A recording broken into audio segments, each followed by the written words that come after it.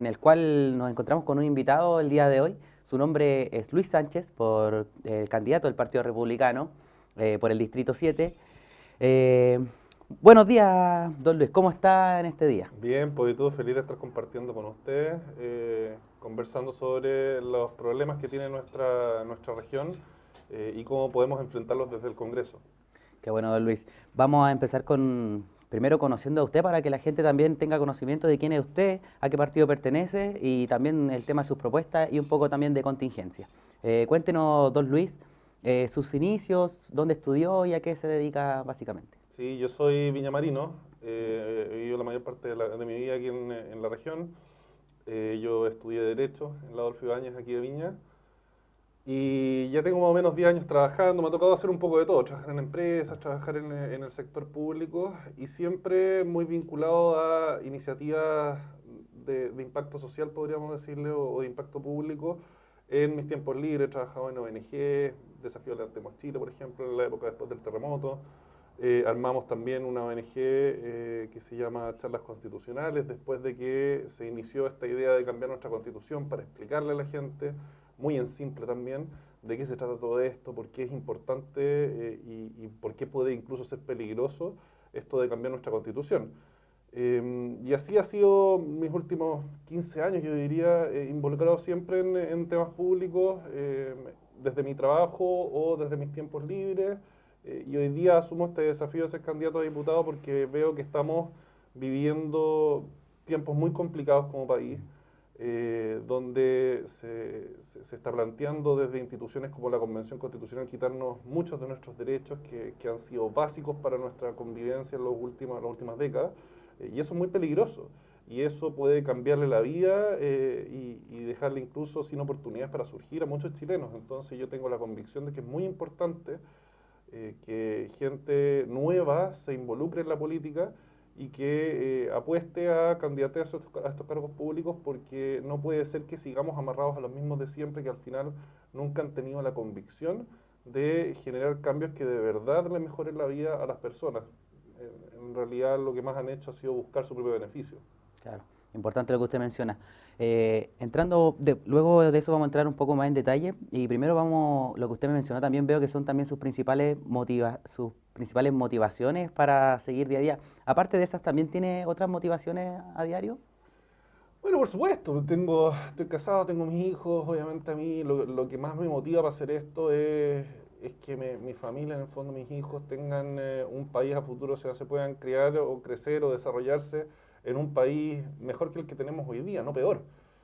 Yo creo que eso es lo que nos mueve a todos, más allá de las consignas, de las ideologías. Al final lo que queremos es que el futuro para nuestro país, para nuestros hijos, sea mejor que lo que tenemos hoy. Y lamentablemente yo veo hoy en día una izquierda tan extrema que el modelo que está pretendiendo implementar en nuestro país a lo único que va a conducir es que a ese futuro que les toque vivir a nuestros hijos sea peor que la realidad que tenemos hoy en día. Y por eso yo tengo la convicción de que hay que hacerle frente con mucha valentía, con mucha convicción, diciendo las cosas a la cara y no como lo han hecho algunos en los últimos años, que ha sido todo a medias, todo tibio, que no se atreven a darles la cara a la izquierda extrema porque les tienen miedo. No podemos tenerle miedo a estas personas. Entrando a otro tema, y muy importante también lo que usted me menciona, ¿cuál cree usted que es su mayor reto en esta Mm. campaña, podría ser, o en este periodo electoral que se está viviendo? Mira, el principal desafío, yo lo he visto en la calle, es convencer a la gente de que nuestra propuesta es algo distinto. Porque ¿qué es lo que pasa? Tú vas a la feria, tú vas a los barrios, tú conversas con la gente y el cansancio, lo cabreados que están con la política, con los mismos políticos de siempre, al final les resulta súper difícil confiar en gente nueva, en gente joven, que como el caso mío, yo primera vez que soy candidato, y aún así es súper difícil convencerlos de verdad de que estamos proponiendo algo distinto. El daño que los mismos políticos de siempre han causado en su relación con la gente ha sido profundísimo, profundísimo. Y esto es como la muralla china que tenemos que sortear los que venimos a cambiar la política para convencerlos que de verdad es posible hacer algo distinto si es que nos atrevemos a dar esa pelea. Y ese es el trabajo que estoy haciendo yo hoy en día, conversaciones profundas. Me tocó hace unos días estar compartiendo con comerciantes en Valparaíso, que se quedaron cuidando sus negocios cuando fueron estas protestas violentas para conmemorar el aniversario del 18 de octubre. Y me quedé acompañándolos a ellos hasta más o menos la medianoche, porque de verdad creo que es necesario dar esas señales. O sea, éramos los únicos, estábamos con un par de candidatos más del Partido Republicano, y éramos los únicos ahí, no llegó nadie más de los mismos políticos de siempre, porque ellos no están acostumbrados a estar con la gente donde las papas queman cuando la cosa es difícil. Claro. Y algunos se sorprendían cuando tú les preguntabas, estuvimos en el fuera del Doña Carne también, que lo saquearon, y estaban sorprendidos de que un candidato estuviera ahí. Claro. Y decían, oye, pero tú estás loco en el fondo, ¿qué es lo que estás haciendo? Y yo les digo, no, yo no estoy loco, yo de verdad creo que el daño que han hecho los mismos políticos de siempre es tan grave que si es que nosotros no estamos dispuestos a hacer esto, nunca vamos a convencer a la gente de que es posible hacer algo distinto. Son las pequeñas señales al final las que te permiten generar ese cambio. Importante lo que usted menciona. Y también muy bueno también que esté, como dice usted, también donde las papas queman, que de repente las personas también necesitan eso y no estar tan ligado a la política antigua, que no se ve el político, no tienen contacto con él, y este tipo de cosas yo creo que habla muy bien. Entrando de lleno ya a otro tema, en cuanto a su partido, cuénteme, ¿usted a qué partido pertenece? Yo soy del Partido Republicano, Genial. a mucha honra. Qué bueno, eso es importante. ¿Hace cuánto ya más o menos pertenece al Partido Republicano? Yo soy uno de los fundadores. Yo trabajé con José Antonio Cast el 2015, armamos una fundación que se llama la ONG Influyamos. Hicimos en esa época unas consultas públicas dirigidas a establecer cuáles eran las principales prioridades, urgencias que los chilenos detectaban en el día a día. Valga la sorpresa, obviamente la número uno fue la seguridad, como viene siendo hace muchas décadas ya. Y hicimos también otras iniciativas dirigidas mucho a lo social, y desde ahí en adelante seguí siempre vinculado a este proyecto que estaba levantando José Antonio Cast, y por lo tanto cuando fue el minuto de constituir el partido, yo obviamente les dije, pónganme la escritura, o sea, sí o sí voy a estar ahí. Así que ha sido desde el comienzo. Hace algunos años se hicieron elecciones para consejeros generales del partido. Gracias a Dios ahí fui electo también, y conté con la confianza de los militantes del partido para formar parte de esa instancia. Y hoy día estoy como candidato representando al partido, y también muy feliz de contar con la confianza de los militantes del Partido Republicano para representarlos en este bonito desafío. Qué importante, qué bueno también que mencione aquello. Vamos un poco ya a la contingencia. Usted me hablaba de que también quería dejar un mejor país, que no estemos tan mal como nos encontramos hoy. ¿Usted cómo ve a Chile en un futuro, si es que llegan a salir candidato usted? ¿Cómo ve Mira, al país? el futuro, hoy día estamos en un punto de quiebre, como podría llamarse. Estamos en una situación donde le hemos traspasado una cantidad de poder impresionante a la Convención Constitucional, o al menos ellos creen que tienen una cantidad de poder impresionante y pueden llegar a definir cuál es nuestra bandera, nuestro escudo, y si siguen el huemul y el cóndor. O sea, a ese nivel quieren llegar a replantear nuestro país. Ahora, hoy día estaba un convencional planteando que querían ampliar el plazo para redactar la nueva Constitución un año más. Después, en un año más, van a decir que quieren seguir para siempre. O sea, anoten lo que le estoy diciendo porque, curiosamente, y ni que fuera brujo, muchas de las cosas que nosotros dijimos cuando estábamos haciendo las charlas constitucionales que podían terminar pasando si es que ganaba el apruebo, han ido ocurriendo. Lamentablemente, o sea, no me alegra el que se hayan ido cumpliendo estas cuestiones porque eran miedos muy serios que teníamos nosotros en ese momento y que lamentablemente se han ido cumpliendo uno tras otro de los abusos que pueden llegar a cometer los miembros de la Convención.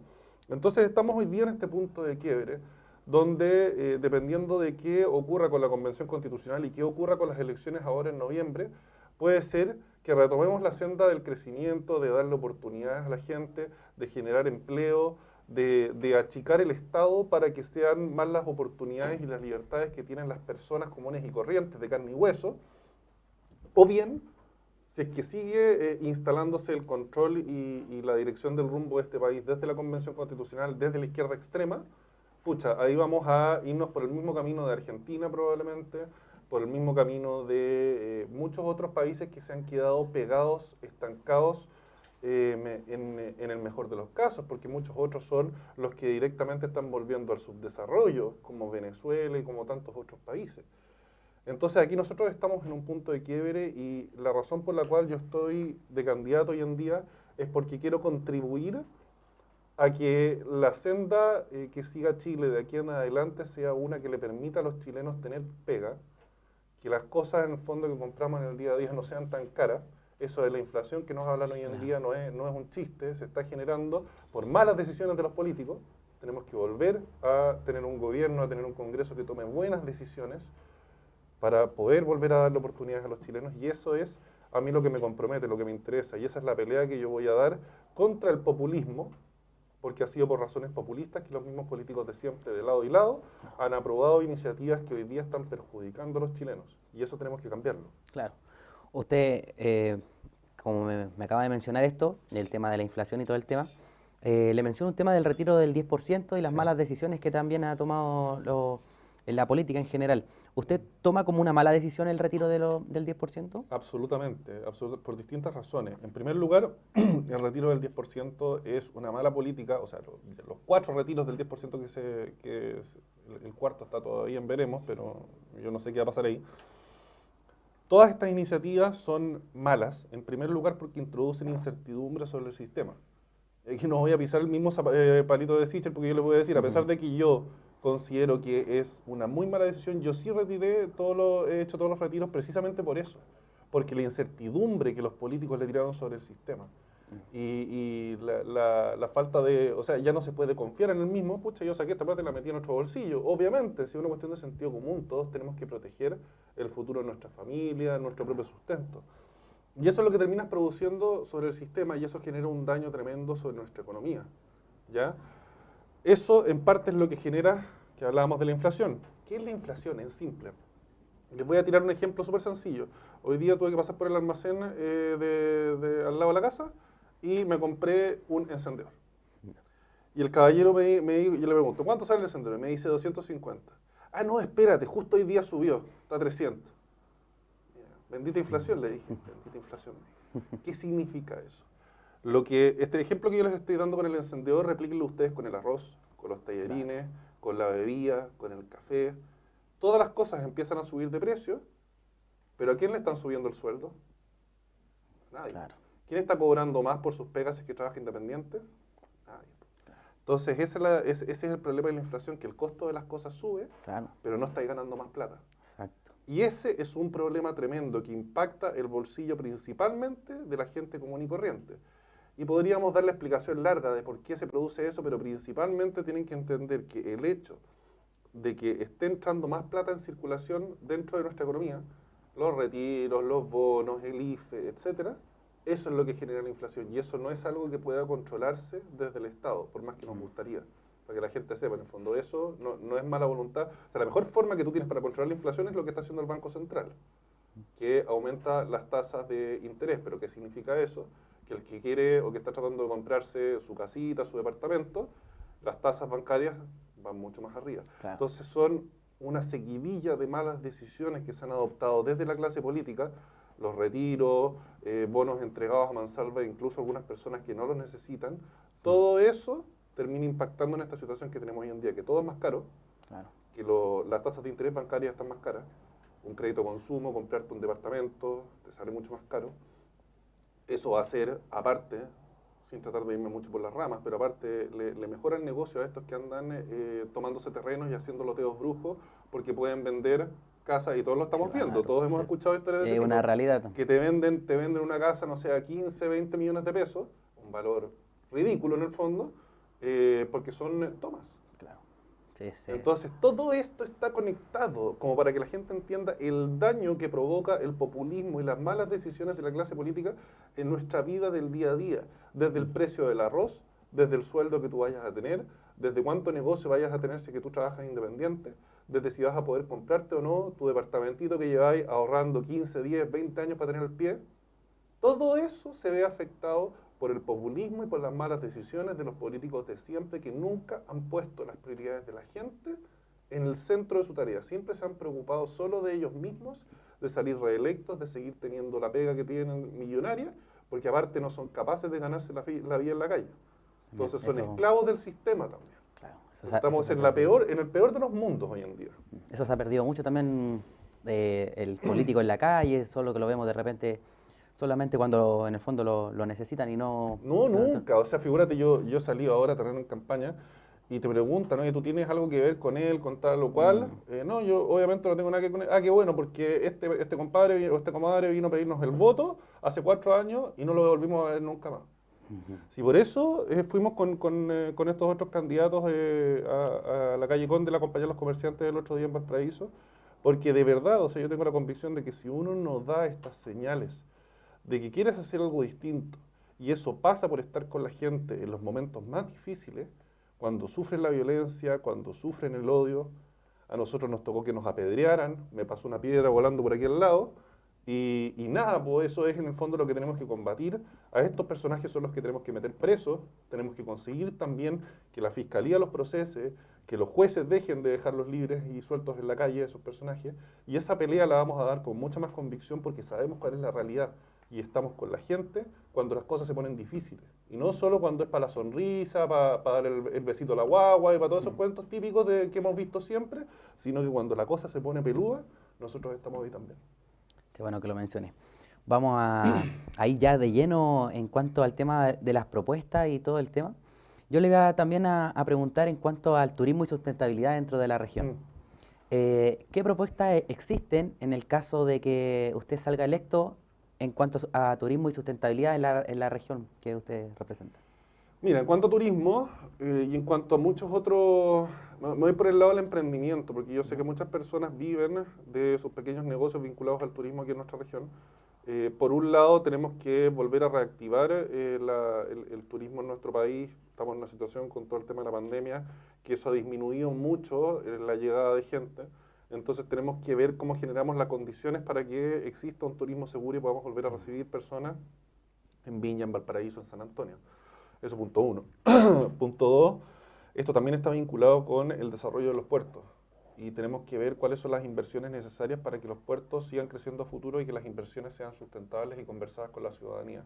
Para mí esas son dos cuestiones fundamentales en el desarrollo de proyectos de inversión que tenemos que modificar y revisar, que es punto uno, los mecanismos de participación ciudadana, que hoy día muchas empresas y empresarios lo ven como si fuera un obstáculo, como una valla que tú tienes que saltar, y me ha tocado conversar con gente, digamos, de inversiones y de empresas, y yo les digo, oye, esto es una tremenda oportunidad que ustedes tienen para generar un proyecto de mayor valor. No lo desaprovechen, no se queden pegados en mirar esto como si fuera un problema, un cacho que ustedes tienen que esquivar. Tengan visión, aquí de verdad hay una buena oportunidad. Participación ciudadana por un lado. Y por el otro lado, el tema del sistema de evaluación de impacto ambiental. Ahí hay que generar una reforma muy importante porque hoy día tú tienes la política metida dentro del proceso de evaluación ambiental. Claro. Tienes el Consejo de Ministros y tienes el Consejo de Ceremis que evalúa los proyectos, que fue lo que pasó en Dominga, en Coquimbo. ¿Y qué es lo que pasa? Cualquier decisión que sea que tomen los políticos en este tipo de temas, al final lo único que hace es pudrir la decisión. Y todos desconfían porque los políticos han terminado dañando tanto su imagen que al final terminan manchando todo lo que tocan. Y en este caso, ellos tocan un proceso de evaluación de impacto ambiental y lo terminan manchando por completo. A mí me ha tocado estudiar el sistema de evaluación de impacto ambiental y aquí lo que hay que conservar, que funciona bien, es el proceso técnico, el estudio, las declaraciones de impacto ambiental, la RCA que sale posteriormente, los tribunales ambientales y la Corte Suprema deberían ser todas las etapas del proceso y que salgan los políticos del camino. Y también respecto de los pequeños negocios que desarrollan aquí el turismo en la región, yo soy de la idea de que tenemos que generar también reformas tributarias para que no le sigamos cargando la mano a los pequeños y medianas empresas. ¿Qué ejemplo les puedo dar? Una pyme que se esté levantando, que quiera ahora en el verano empezar a trabajar el tema del turismo cuando la gente, Dios quiera, empieza a llegar, no cobrarles impuestos en el primer y segundo año de operación.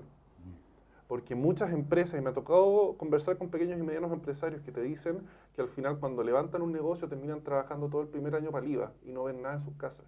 Y estas son familias que tienen que llevar el pan para la mesa, que tienen hijos, que tienen familias. Muchas veces los abuelos de esas familias dependen de ellos ya a esas alturas, porque sabemos que las pensiones tampoco pagan bien. Exacto. Entonces al final es toda una economía familiar que se ve perjudicada porque el Estado los está reventando, con patentes, con impuestos. Aquí, a nivel regional, eso produce impacto en el turismo porque son muchos los pequeños negocios que trabajan del tema del turismo. Entonces, es algo que los va a beneficiar directamente una iniciativa de este sentido, que es Dejemos de reventar a las empresas con impuestos y cobremos impuestos cuando de verdad puedan pagar, cuando no peligre el pan sobre la mesa. Porque es un abuso que comete el Estado, es una inmoralidad que hace el Estado, el reventarlo con impuestos cuando todavía no pueden siquiera llevar el pan a la mesa. Exacto, importantísimo lo que usted menciona, don Luis. Vamos a la primera pausa comercial y luego continuamos aquí en Distrito 7 TV con Luis Sánchez, candidato por el Distrito 7 del Partido Republicano.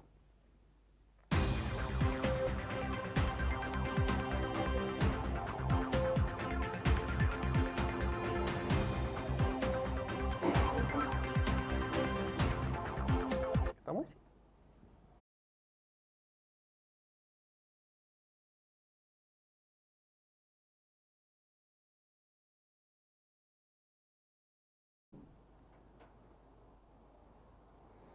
Estamos de vuelta aquí en Distrito 7 TV con Luis Sánchez, candidato a diputado por el Partido Republicano en el Distrito 7. Hemos abordado bastantes temas, entre ellos ya sus inicios, algunas de sus propuestas, el Chile del futuro, el Chile también del presente, también hemos visto. Y vamos a continuar en este tema de lleno ya con la descentralización. Ustedes como partido o usted también como candidato, ¿algunas propuestas que tenga en cuanto a la descentralización aquí en la región? Sí, mira, y no solo para la región, sino que a nivel nacional. Nosotros tenemos un problema y estamos metidos en una lógica muy peligrosa hoy en día, que es ir cada vez generando más regiones y más chicas. Ahora, desde Santiago, estaban hablando de crear, partir nuestra región, la región de Valparaíso, en dos y crear la región de Aconcagua. Esto es muy peligroso y muy nocivo para nosotros como regiones, porque ¿qué es lo que pasa? Ya estamos en una situación desmejorada respecto de Santiago, y si es que nosotros queremos que lleguen más recursos a regiones, queremos tener más poder y más autonomía para nuestra toma de decisiones, esto nos quita poder de negociación con Santiago. Porque al final son regiones cada vez más chicas, cada vez más, o sea, con menos recursos, con menos poder relativo frente a Santiago, que están llegando a tocar la puerta. Entonces esto es como una persona que en vez de ir creciendo se va achicando. Claro. Y cada vez más chiquitito vaya a tocar la puerta, tratar de rajuñar ahí al borde de la mesa, pero no pasa nada porque no tienes poder de negociación. ¿Cómo corregimos esto? Y es una buena oportunidad para conversarlo ahora que estamos en este debate constituyente. En vez de estar hablando sobre la bandera, sobre el huemul y el cóndor y la cueca, deberíamos estar hablando de cuántas regiones tenemos como país y cómo promovemos la autonomía y el desarrollo productivo de cada región. Yo soy de la idea de que deberíamos tener menos regiones en Chile. Regiones más grandes, más robustas y que estén subdivididas, o sea, que estén divididas las regiones según polos productivos. O sea, ponte tú aquí la quinta región, turismo y actividad portuaria, fundamental. Y tiene que estructurarse la visión de nuestra región desde el turismo, desde la actividad portuaria, desde las universidades, fondo todos estos grandes polos productivos, podríamos llamarle productivos desde del conocimiento, productivos de negocios, productivos de, en el fondo, conectar a Chile con el resto del mundo, son capacidades que nosotros tenemos concentradas aquí en la quinta región. Y eso tenemos que promoverlo y fortalecerlo. ¿Qué rol juega el Estado ahí? Los gobiernos regionales pueden llegar a jugar un rol muy relevante si es que los nuevos gobernadores asumen la responsabilidad de su cargo y no se quedan pegados en la politiquería. ¿Cómo puede hacerse eso? Parte de los impuestos, nosotros desde el Partido Republicano estamos empujando que haya una reducción relevante en los impuestos, pero parte de los impuestos que se sigan recaudando tienen que quedarse en las regiones. Lo que se recaude en las regiones, una parte tiene que quedarse en las regiones para el fomento productivo, para la inversión en proyectos de infraestructura, para cosas tan sencillas como que tengamos calles dignas en nuestra región, que no estemos llenos de hoyos. O sea, aquí basta darse una vuelta por Viña del Mar o por Valparaíso, pucha, que sufren nuestros autos, nuestros micros ahí, que si ya son de mala calidad, pucha, a cualquiera se le va a terminar saliendo el eje por caerse en un hoyo. Totalmente. Y ese tipo de cosas tienen que resolverse con una mirada regional desde los gobiernos regionales. Y ahí es mucho lo que se puede hacer en ese sentido. Hay que fortalecer también los municipios en ese sentido. Absolutamente, y fortalecer los municipios pasa en buena parte por modificar su estructura, darle más transparencia, más rendición de cuentas, que la Contraloría se meta más en las municipalidades, que hoy día se mete muy poquito. Eso es muy relevante porque hoy en día uno de los rincones más oscuros del Estado es la municipalidad, en el sentido de que la municipalidad se pueden cometer muchos abusos desde ahí y muchas veces nadie se entera. Mucho más que en los ministerios, mucho más que en las Ceremis, mucho más que en organismos descentralizados. mucho más que en cualquier otro organismo del Estado, que en el Congreso incluso, se pueden cometer muchos abusos y se cometen muchos abusos desde las municipalidades, desde las corporaciones municipales, Claro. que operan como una cuestión media extraña, inventada, para muchas veces apitutar gente, para hacer contratos extraños, para hacer cosas que en realidad no corresponden. Yo creo que lo bueno que venimos a aportar desde el Partido Republicano hoy día, primera vez que nos presentamos nosotros a las elecciones parlamentarias, es devolverle la honestidad a la política. Y parte de eso pasa por hacer las reformas necesarias para que quienes abusan del poder, para quienes se aprovechan de los cargos públicos para enriquecerse ellos, no tengan espacio dentro de la política. Y nosotros nos vamos a asegurar de que eso sea así. Eso le voy a preguntar. ¿De qué manera se puede evitar este tipo de situaciones? ¿Generando políticas públicas, nuevas leyes? Son reformas a las leyes orgánicas de los organismos públicos, en este caso de las municipalidades, revisar la normativa respecto a las corporaciones municipales, que tienen que estar mucho más reguladas, no pueden operar como organismos privados, como están haciendo hoy en día, porque son organismos privados, pero que operan con platas públicas Claro. y que al final no le rinden cuenta a nadie. Es una cuestión muy extraña que tenemos que revisarla. Tienen que aplicarse ahí las normativas respecto de conflictos de interés y respecto de pitutos y familiares. Todas esas cosas no pueden hacerse y hoy día están ocurriendo en muchos municipios, que meten al compadre, meten a la señora, a la pareja, al hijo, al sobrino, al abuelito, al nieto, todo el mundo metido especialmente en esto de las corporaciones municipales. Eso se puede hacer mucho desde el plano legislativo, pero ¿qué es lo que pasa? ¿Y qué es lo que tenemos que hacer los diputados del Partido Republicano una vez que lleguemos en marzo? Es volver a poner en el centro del trabajo legislativo, las urgencias de la gente. Hoy día estos personajes están peleándose sobre la acusación constitucional al presidente. Podrá caernos bien o caernos mal el presidente, pero yo creo que todos podemos estar de acuerdo en que no es una prioridad acusarlo constitucionalmente mientras tú tienes negocios que están tratando de pararse, mientras los saquean, mientras tienes delincuentes circulando por las calles, tirando piedras y atacando a carabineros, agrediéndolos gravemente. Tienes la Araucanía, donde no existe Estado de Derecho, y claro, la preocupación de ellos es la acusación constitucional contra el presidente. Es un circo esto, y tenemos que volver a poner en el centro las urgencias sociales. Y eso es algo que nosotros venimos a aportar desde el Partido Republicano porque nadie más lo está haciendo. Qué bueno que nos menciones. Y nos acaba también de mencionar el tema del conflicto, la Araucanía y todo lo que sucede, pero antes de eso le voy a mencionar un poco del tema del ámbito de la seguridad. Vamos a detallarlo en cuanto a la seguridad, pero en la región. ¿Qué propuestas existen en cuanto a seguridad en general para la región? Mira, Valparaíso tiene un problema súper serio en cuanto a seguridad. Si tú te vas a ver las cifras, en general en todos los indicadores nosotros estamos entre las regiones más peligrosas del país. En cuanto a las cifras de delitos graves cometidos durante el año 2020, estaban sobre los 40.000.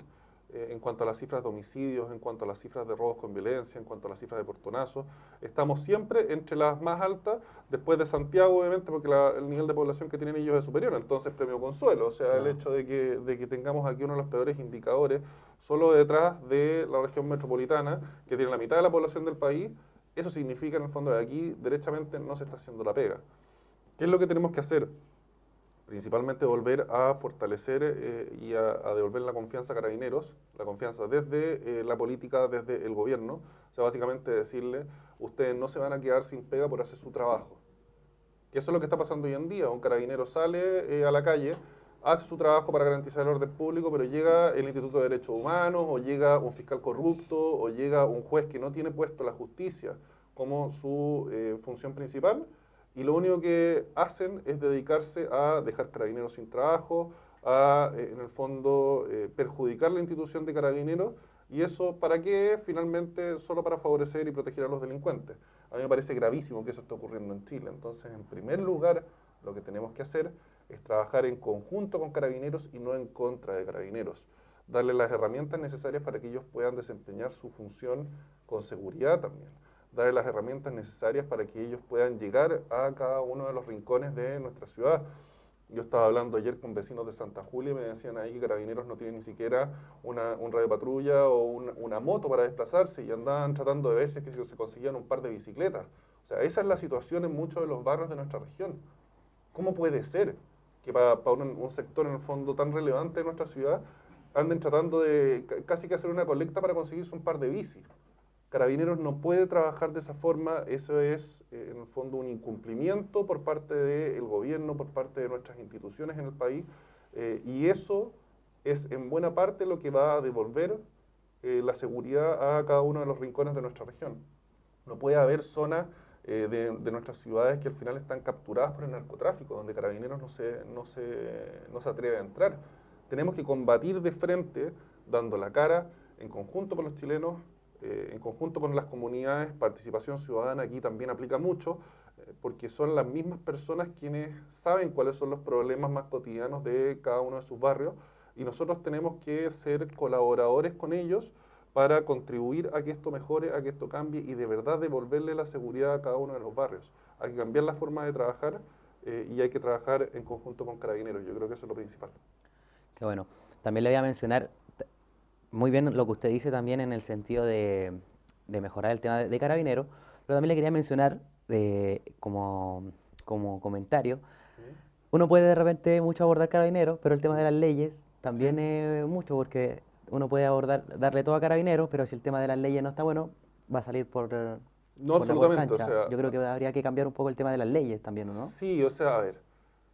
Es en parte, me imagino que tú te refieres al tema judicial y la puerta Sí, giratoria. claro. Es en parte un problema de leyes, pero es en parte también un problema de las personas que administran el sistema, que abusan de las atribuciones que tienen para tomar decisiones que de verdad no tienen ni pies ni cabeza. Les voy a dar un ejemplo súper concreto. La ministra de la Corte de Apelaciones de Valparaíso que dejó libre a el delincuente que terminó asesinando después a Ámbar. Este era un tipo que estaba con antecedentes, que había asesinado antes a su pareja, si no me equivoco, que estaba cumpliendo una pena de bastante relevante, no me acuerdo si eran 10 o 20 años de cárcel, y que fue dejada a los pocos años libre sin revisar los antecedentes entregados por Gendarmería, que había dicho que esta persona no era apta para acceder a la libertad condicional o al cumplimiento de la pena en libertad, Claro. y esta ministra de la Corte de Apelaciones lo dejó libre igual. ¿Y qué le pasó a ella? Hasta donde yo sé, sigue estando donde mismo. Entonces aquí, ¿qué es lo que se puede hacer en concreto? Sin cambiar leyes incluso. El presidente de la República tiene la atribución de solicitarle a la Corte Suprema que instruya sumario administrativo respecto de determinados jueces. Si es que José Antonio Kast gana las elecciones presidenciales, yo voy a ser el primero en plantearle que elaboremos una lista bastante extensa de todos los jueces que están aprendiendo al revés y mandar esa lista al presidente de la Corte Suprema con la instrucción, conforme a las atribuciones que están establecidas en la Constitución, de que instruya sumario administrativo respecto de todos ellos por incumplimiento de sus funciones.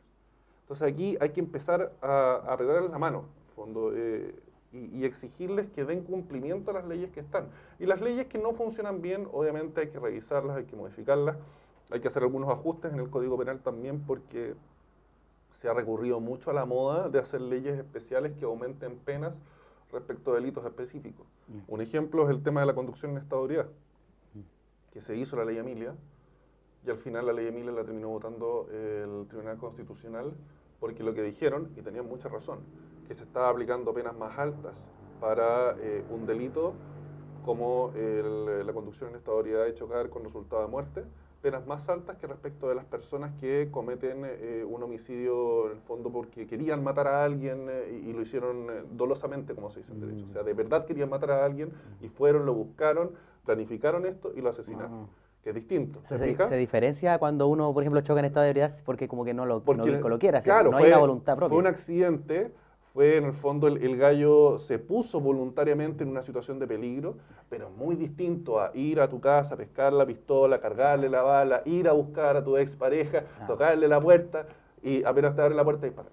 Hay un nivel de maldad en el fondo ahí que es distinto. Una planificación. Entonces, ¿qué es lo que dijo la justicia?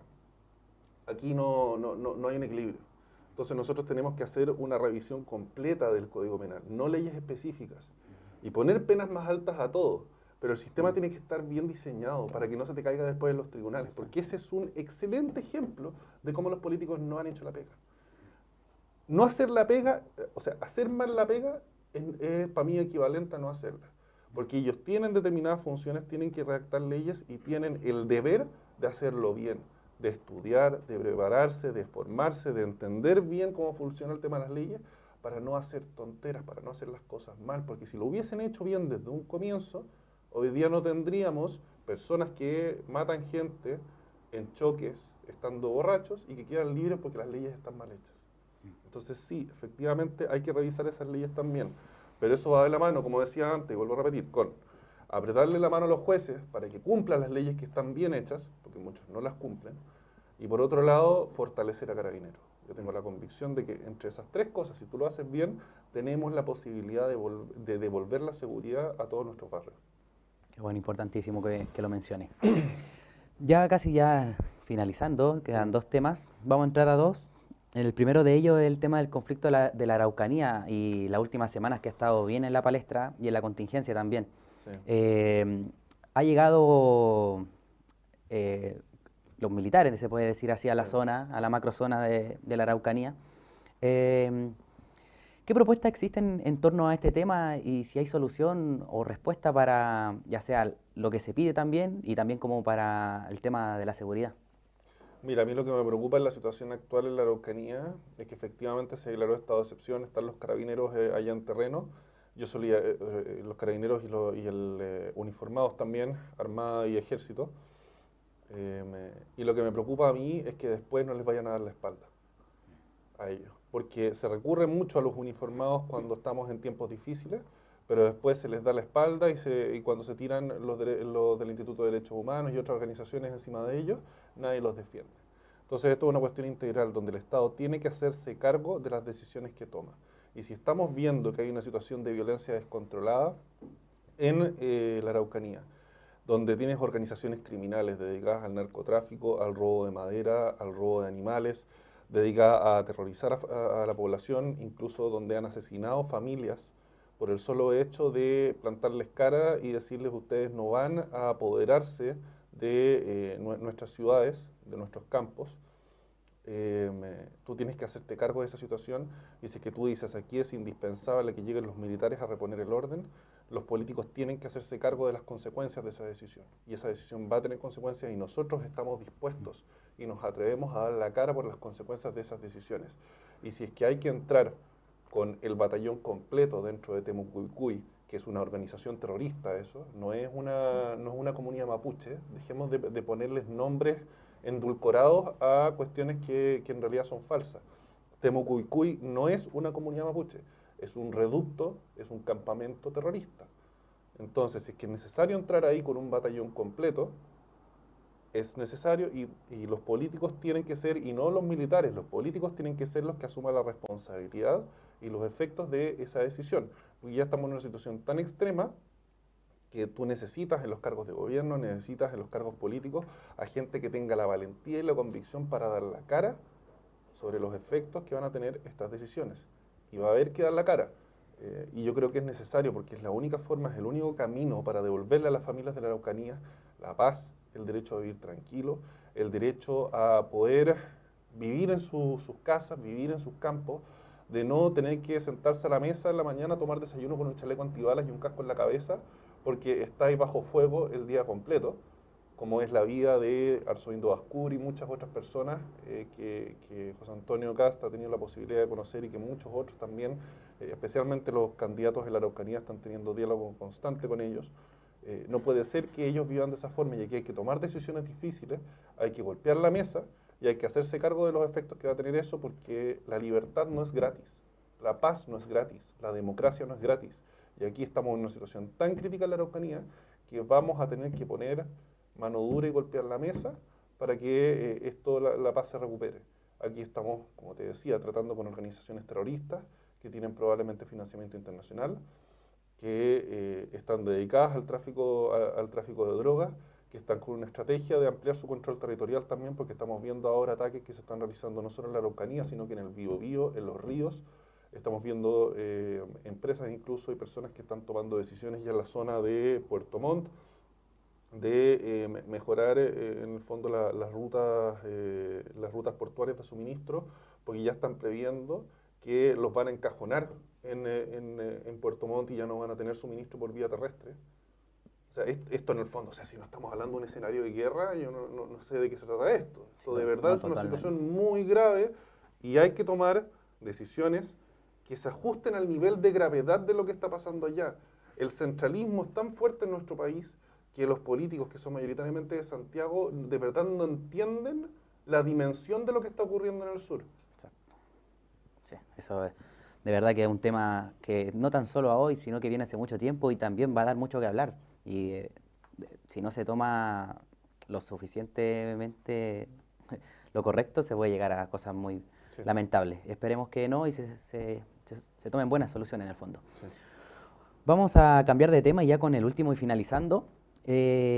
Netamente ya con la isla de Juan Fernández y la isla de Pascua, que son territorios también que están bastante aislados, valga Sí. la redundancia, del territorio nacional.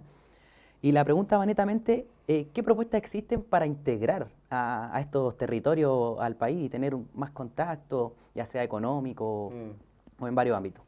Yo aquí vuelvo a lo que conversábamos antes. Yo creo que muchos de los problemas que tenemos hoy en día en Chile, para resolverlos, hay que volver a una lógica de participación ciudadana, o sea, de diálogo desde la ciudadanía. Nosotros por muchos años hemos tenido una lógica de políticas públicas construidas desde los comités de asesores, desde los ministros, desde el presidente, desde las altas esferas, y con muy poco diálogo y participación con las comunidades. Aquí nosotros tenemos un problema bastante serio, yo creo, con Juan Fernández y con Isla Pascua, en el sentido de que se sienten muy desafectados del resto de Chile, muy desconectados del resto de Chile, no solo por la distancia física, que también contribuye a eso, sino que porque de verdad sienten que por mucho tiempo no los hemos pescado, no les hemos dado bola. Y tienen razones para creer eso, o sea, las rutas de conexión con Juan Fernández, solo por dar un ejemplo, tú tienes un pequeño aeródromo ahí que da solo para aeroplanos menores, y la única otra ruta de conexión es la marítima, pero esa ruta la cubren solo los buques de la Armada para darle suministro y abastecimiento de bienes de sustento básico. Entonces es una cuestión bien complicada porque no hay una conexión real. Yo he tenido la suerte de estar en Juan Fernández hace muchos años, de conocer a muchas de las personas ahí y claro, es bien seria la desconexión que sienten respecto de Chile. Entonces hay que entrar en un diálogo y no imponerles una decisión a ellos. Punto uno. Eso es lo demás, lo que hay que tener mucha sensibilidad, tacto y cuidado.